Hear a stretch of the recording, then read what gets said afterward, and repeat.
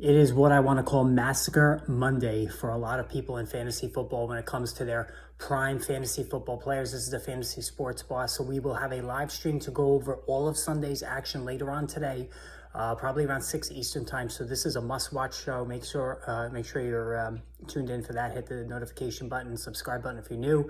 But I wanted to touch on just a couple of prime players that really put a hurting on their owners yesterday. And really, two of them in particular have something in common. They're both here in New York. So we're talking about Breece Hall and Saquon Barkley, two running backs who on pure talent are top 5, top 6, 7 guys in the entire NFL. But due to their offensive circumstance, namely league worst offensive lines and league worst quarterback play, their stocks have gone completely into the toilet. If anybody saw Saquon Barkley yesterday, at one point he had 1 rushing yard on 7 carries, and it is completely gone off the rails for a guy who was a early second round pick. As far as the numbers, 13 carries for 66 yards. He was lucky to get that. Like, he was at less than 10 yards into the second half. Some garbage time production is the only thing that saved Barkley's day there. And as far as the passing game, nothing happened. 1 catch for minus 5 yards, which is just unbelievable. So one catch for Saquon Barkley. So he did absolutely nothing in that one. And again, there is nobody coming. All right, Daniel Jones is out for the season. Tyrod Taylor, the backup, still gone for 3 weeks. And you want to say Matt Barkley, put Matt Barkley in. Is he going to do any better? Not really. He was available this whole time for a reason. Now, Breece Hall. Breece Hall's been putting up big numbers, pretty consistently when he's getting to work, right?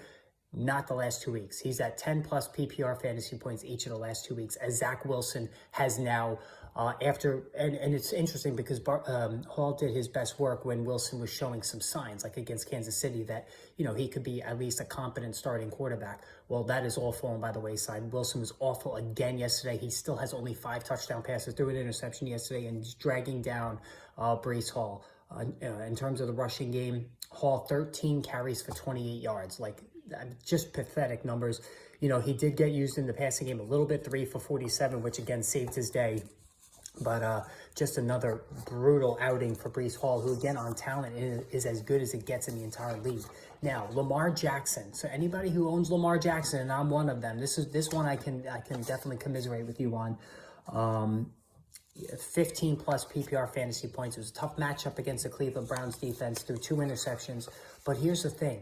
I believe now the last 9 offensive touchdowns scored by the Baltimore Ravens, only 1 has involved Lamar Jackson, right? Only 1. So the numbers yesterday for Lamar Jackson, he had the 2 interceptions, 13 of 23, 223 yards. And as far as running the football, because he needs to run the football to really buffer his numbers, 41 yards. So ever since that 5 touchdown performance a couple of weeks ago, we really haven't seen Lamar Jackson do much of anything. And it's starting to get a little difficult to trust him, in terms of going forward. That's just a fact. Like, he's just putting up listless numbers week after week. And when they get into the red zone, they are running the ball with Gus Edwards. Or, even now, Keaton Mitchell took a touchdown yesterday as well. So, and a lot of times, not yesterday, they're playing, well, yeah, it really was yesterday, they're playing from ahead, and so they're going to bleed the clock and run the ball. So this is not good for Lamar Jackson. So these were 3. And then one more, an added bonus. So I'm going to definitely take the hit on this. Calvin Ridley, it's just not happening, guys. I mean, there's just no other way to put it there. Ridley, 2 catches for 20 yards. So I will take the loss on Calvin Ridley.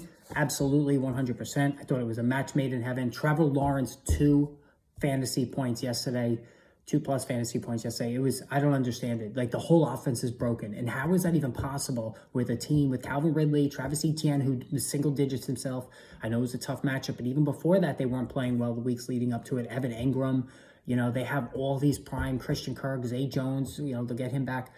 It's just brutal football for Calvin Ridley right now and his fantasy football owners. So again, busy day today. Going to have that live stream later today. We're going to go through each one of these games and discuss the ramifications. I usually do that on Sunday nights, but I had a commitment. So I will see all of you later. Have a great day.